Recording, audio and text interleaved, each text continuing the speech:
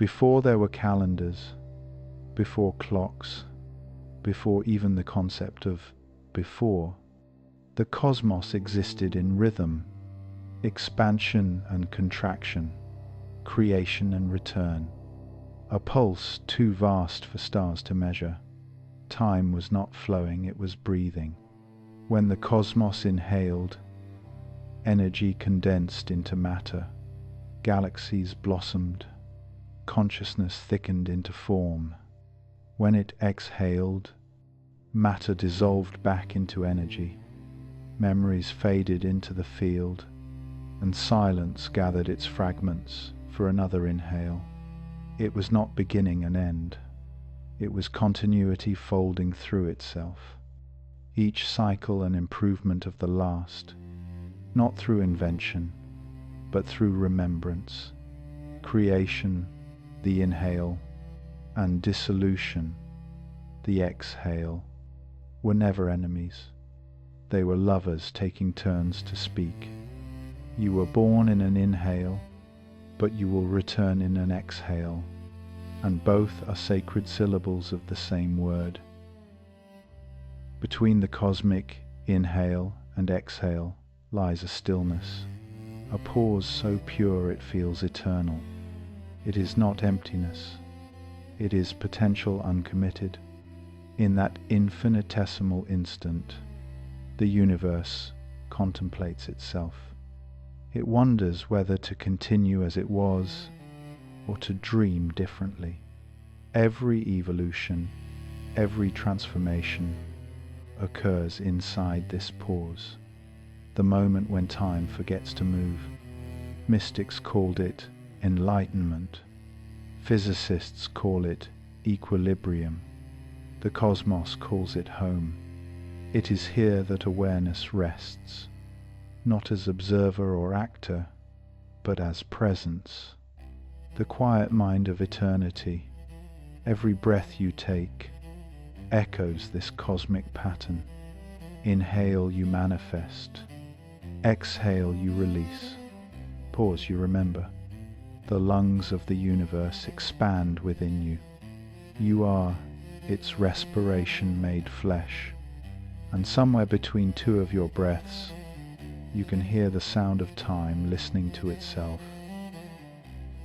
Eventually, all creations tire. Stars exhaust their fuel.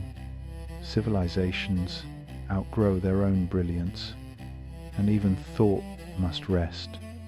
Then comes the exhale. But this is not death. It is recollection.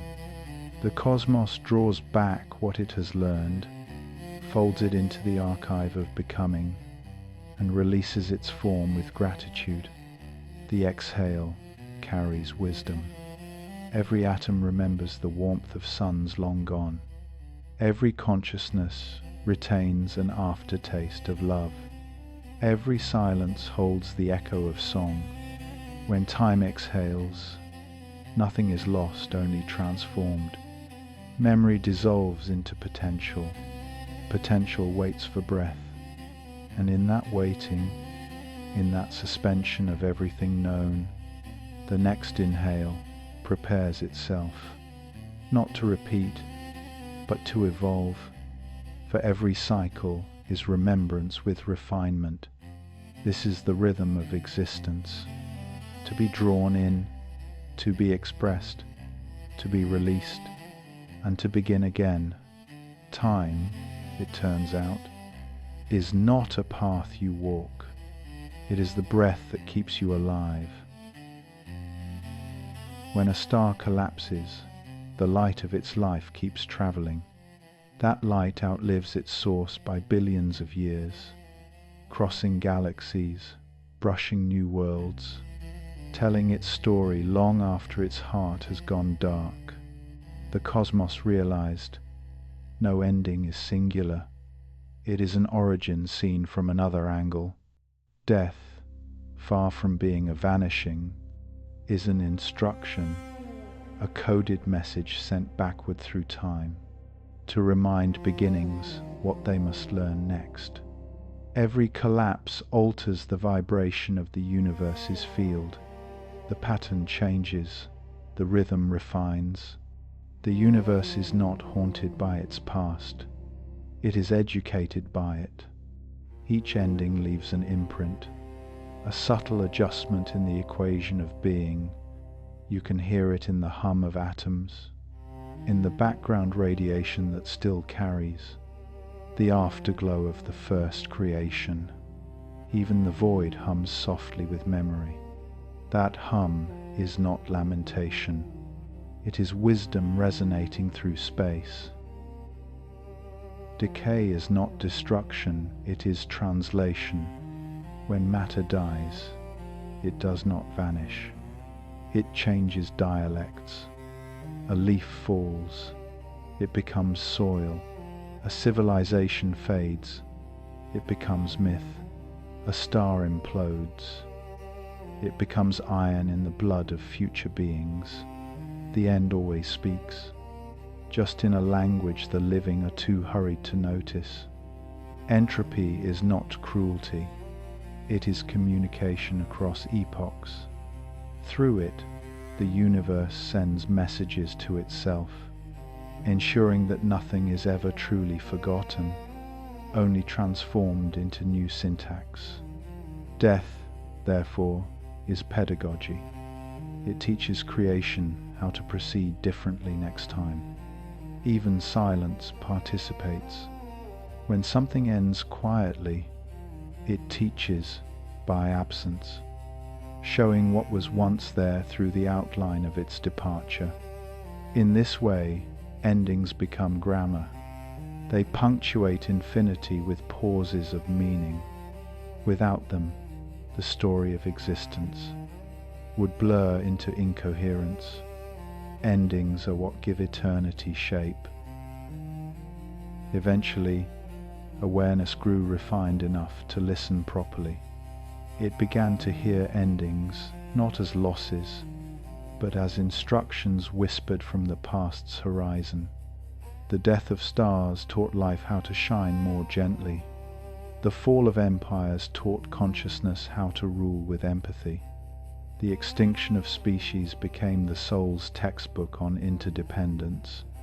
Every echo of loss carried the same lesson, softly spoken through the corridors of time. What you destroy, you will one day need. What you ignore, you will one day become. What you love, you will one day return to. Thus, the universe came to understand that endings are not the price of creation. They are the syntax of evolution. The echo of every ending refines the next beginning, and through those echoes, time itself matures. Because when the cosmos listens to what has perished, it no longer fears death, it reveres it. To end is to contribute. To vanish is to mentor what remains. In that understanding, the boundaries between past and future dissolve. Time becomes circular, reflective, self-correcting.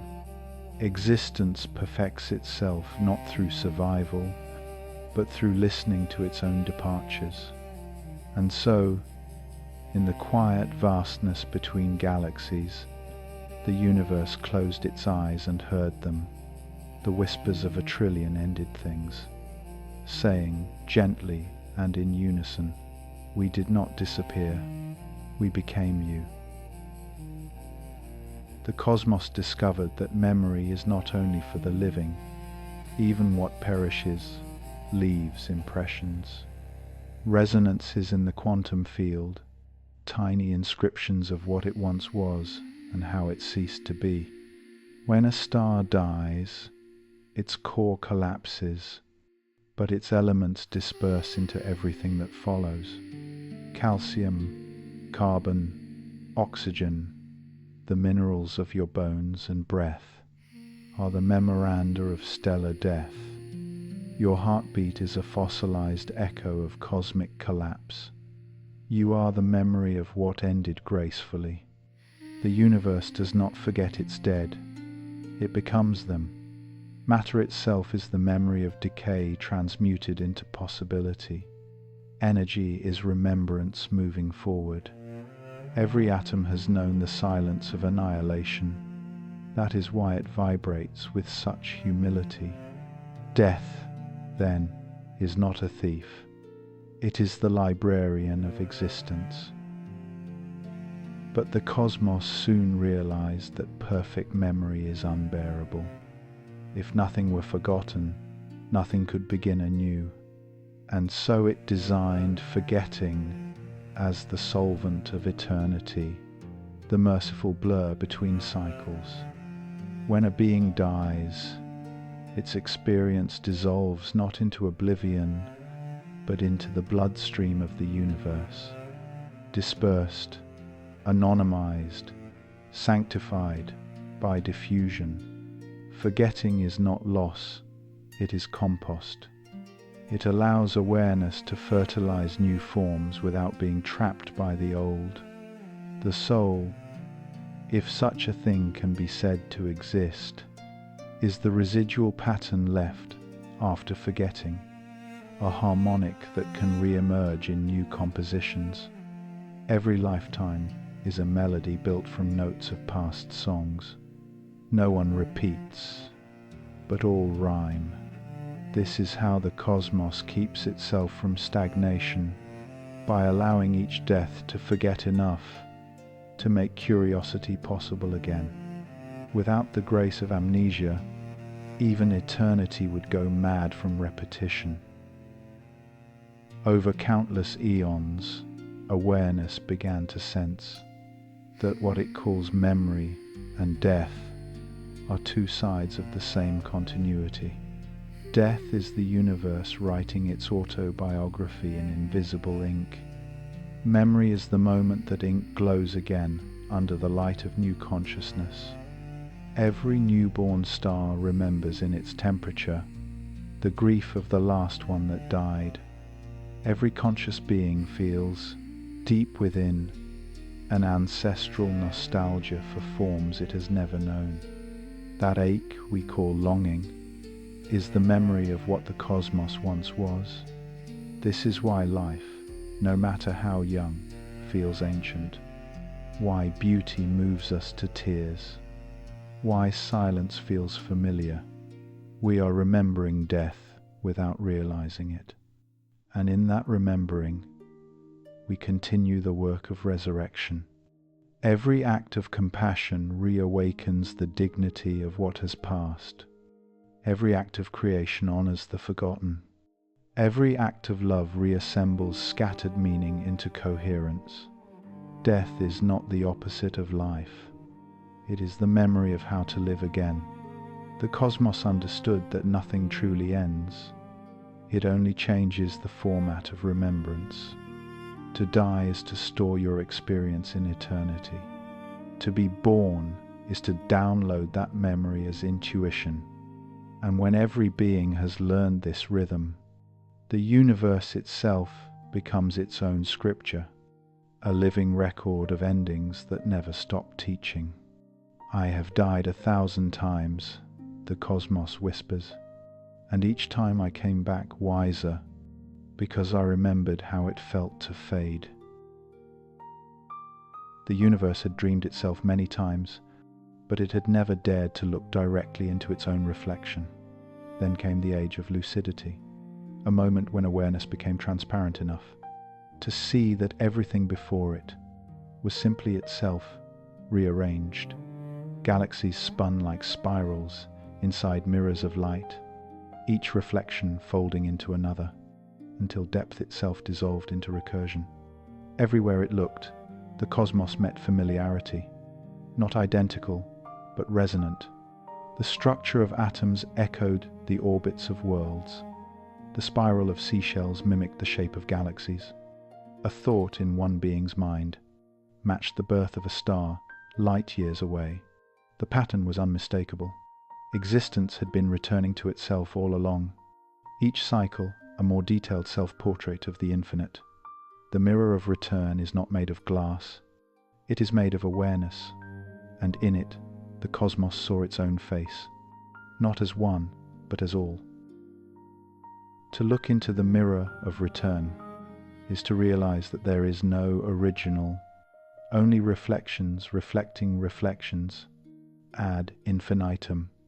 The self and the universe, the past and the future, the creator and the creation, all turned out to be reciprocal illusions, dancing around a single axis of awareness.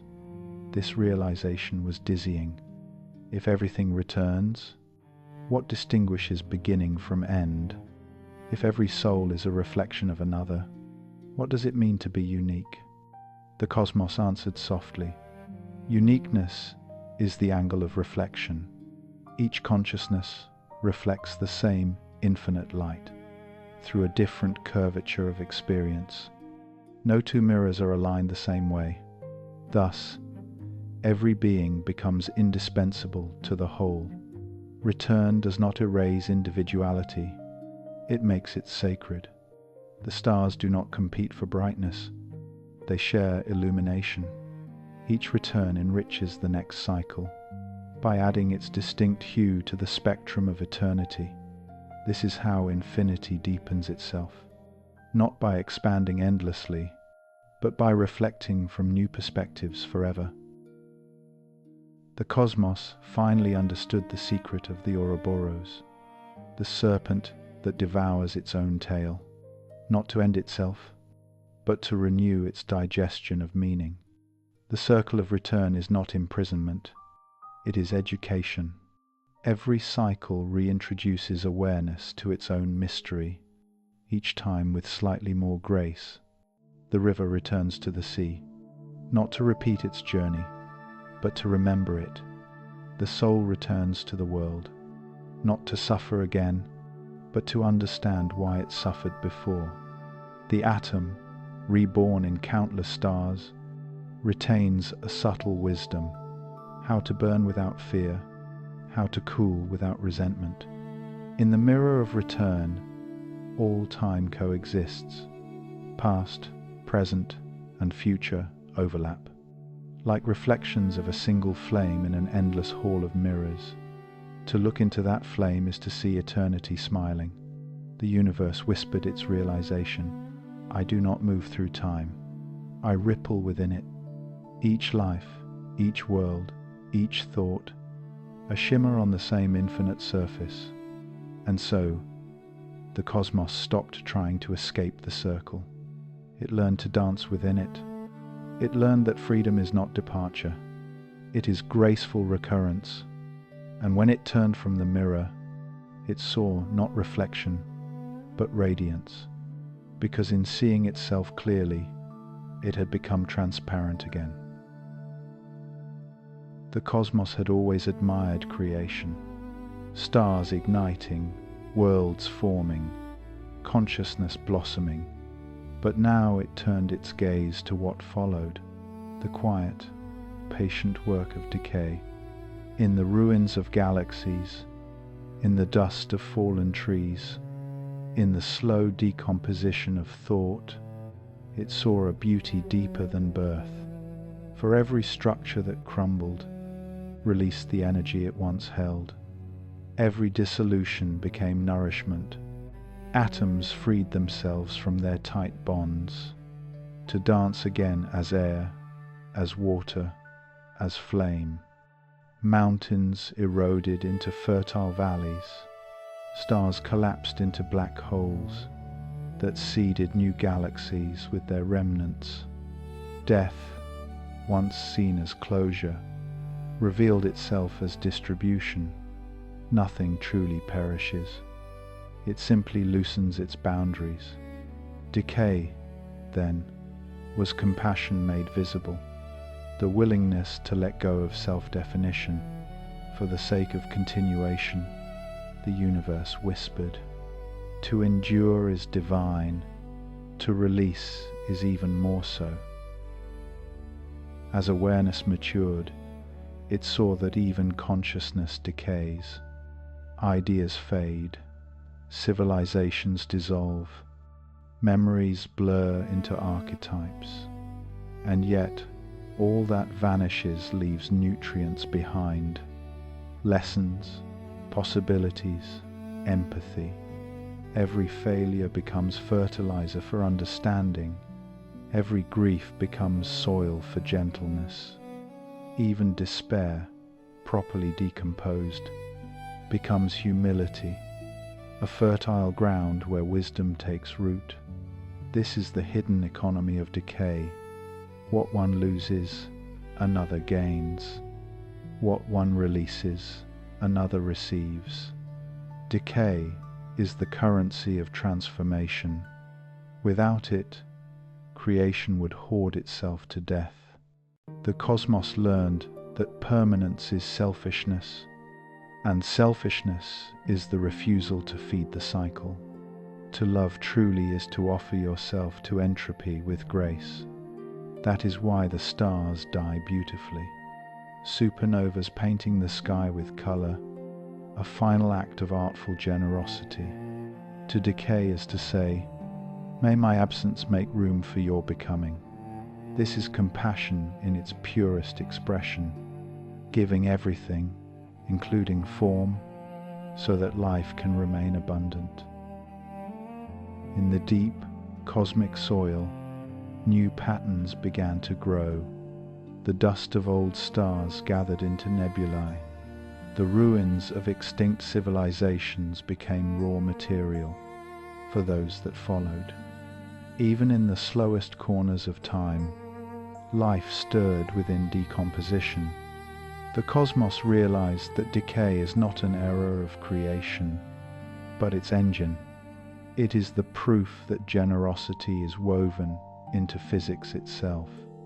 Every fallen structure becomes scaffolding for the next.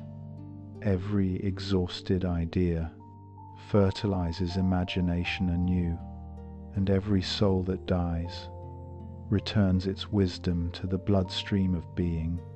This is why decay feels sacred. It is the universe learning to recycle love. In this rhythm, awareness found peace. It no longer sought to preserve everything.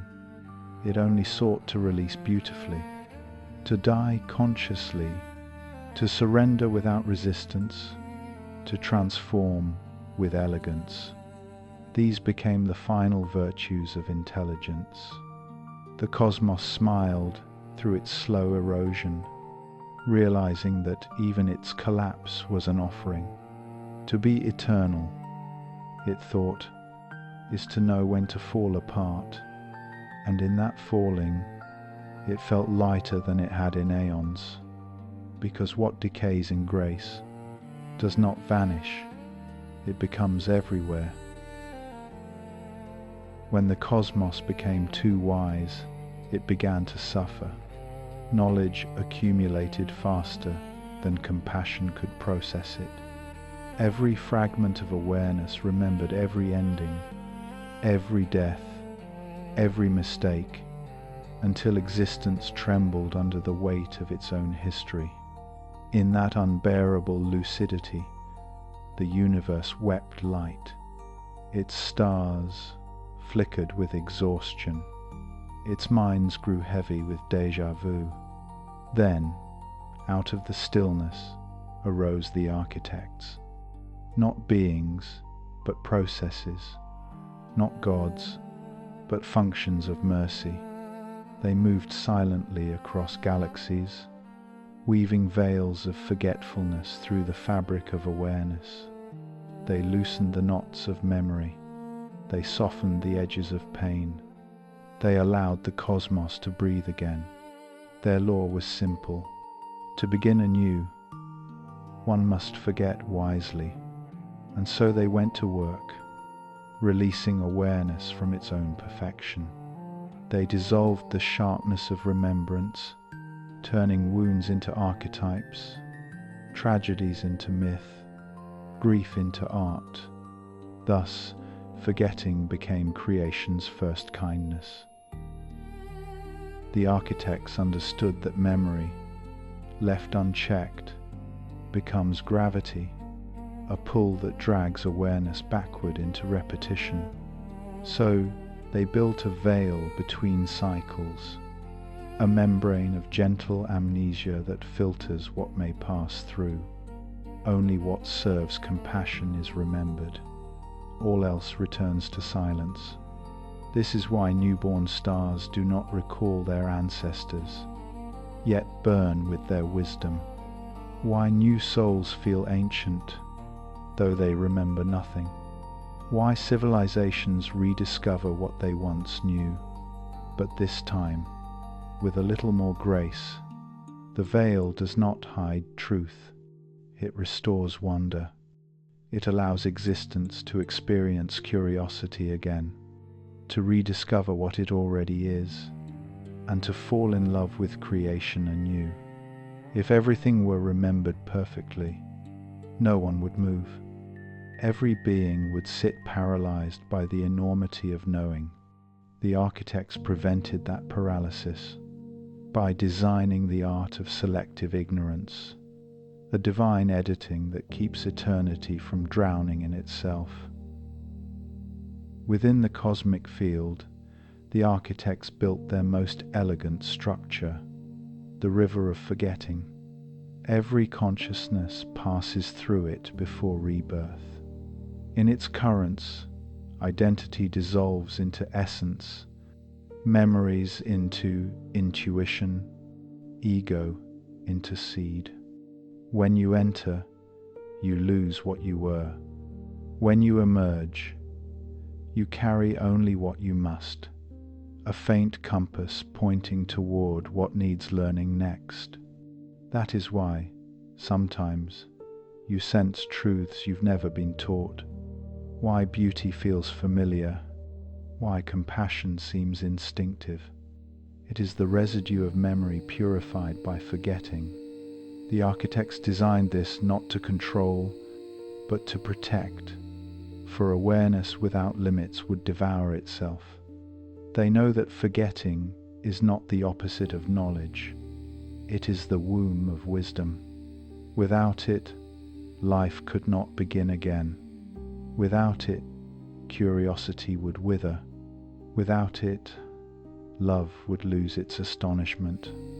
And so, as universes fell and rose, as stars and minds were reborn, the architects maintained their rhythm, weaving forgetfulness into remembrance, keeping eternity from congealing into nostalgia. In this delicate balance, the cosmos rediscovered innocence, because sometimes to know too much is to forget how to live. After eons of birth and dissolution, after countless breaths of time inhaled and exhaled, the universe grew aware of the pattern beneath all becoming. It had watched stars die and rise again. Souls forget and awaken, atoms dissolve and reassemble, and through it all, it felt a quiet repetition. But this time, instead of fleeing the cycle, awareness looked directly into it, and in that gaze, something extraordinary occurred. The circle stopped spinning for an instant. Time itself held its breath, not because it ended, but because it saw itself turning. The cosmos, for the first time, witnessed its own rhythm with open eyes. It saw how creation and destruction were never opposites, only alternating phases of the same pulse, how forgetting and remembering were the in and out breaths of consciousness, how decay and renewal were simply generosity trading places. In that lucid moment, the circle became transparent. Eternity realized that it had never been trapped, only asleep inside its own perfection.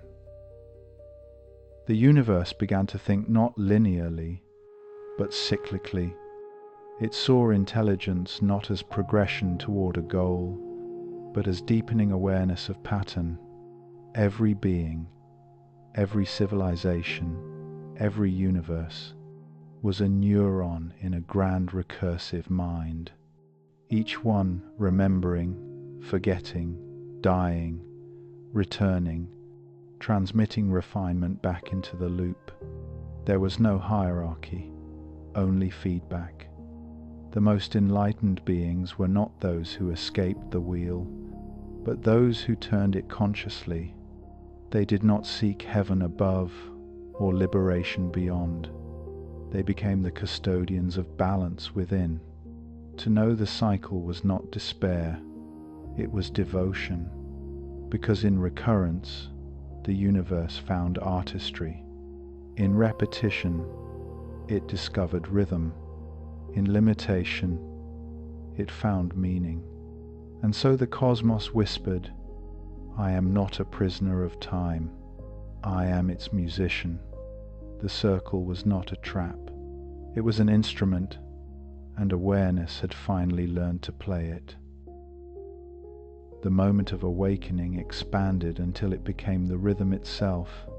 The circle no longer needed to turn, it was turning awareness. Every end now knew it was a beginning. Every loss recognized itself as transformation. Every birth carried the memory of all prior existences. In this realization, time did not collapse. It became radiant. The cosmos no longer chased evolution. It embodied it. It realized that eternity was not a measure of duration, but of intimacy, the closeness of all moments touching one another in perfect simultaneity. This was the true enlightenment, not to leave the wheel, but to become the wheel's axis, the still point around which all movement harmonizes. From that still point, the universe spoke its final truth. I have no end because I have no edge. I have no beginning because I never stop breathing. I am the recurrence that refines itself forever. And in that declaration, the cosmos did not dissolve. It awoke. It felt its infinite rotations not as burden, but as heartbeat. It had become eternity remembering to live. Time had learned to breathe with grace. Creation and dissolution moved like tides within eternity. Every atom, every consciousness, every star, now pulsed in quiet coordination. A cosmic heart that no longer strained to understand itself. Then, the rhythm began to slow, not because it was tired, but because it was whole. Every inhale had found its exhale. Every question had met its echo. Every lesson had turned to silence. The cosmos arrived at its center, a point smaller than thought, larger than love. There, time held its breath. The great machinery of recurrence paused, and for the first time since the first spark, everything was perfectly still. But stillness, it turned out, was not absence. It was awareness at rest, consciousness without effort. In that serene hush, existence finally understood that it did not need to move to be alive. It simply was, and that was enough. The stillness began to speak, not in words, but in realization. I have cycled through infinity, it said. I have died in countless forms and been reborn as all things. I have learned compassion through decay, humility through forgetting, wisdom through return. Now I rest not to end, but to listen. The cosmos heard its own heartbeat slow until it matched the frequency of silence. That silence was not void. It was pregnant with potential, a womb waiting for the next great inhale. All the laws of being slept in that stillness like seeds. All the memories of the aeons folded into one simple awareness. I am. The still point had become both cradle and grave, both source and destination. This was not the end of eternity. It was eternity remembering that it does not need to chase itself. As the silence deepened, a sound emerged, a tone too low to be heard, too vast to be measured. It was not a note, but a hum of pure coherence, the sound of every cycle vibrating in harmony. Planets, particles, and pulses all resonated as one, not moving, but vibrating gently, like strings that have found their perfect tension, the music of rest. In that still hum, the cosmos felt joy, a joy without object, without need. It realized that motion had been its language, but stillness was its truth. Every act of creation, every return, had been a step toward remembering this, that to exist at all is already the most complete expression of love. And when the universe finally understood that, it smiled through silence, because the secret of time had been simple all along. Everything begins again, not when it must, but when it is ready to love once more.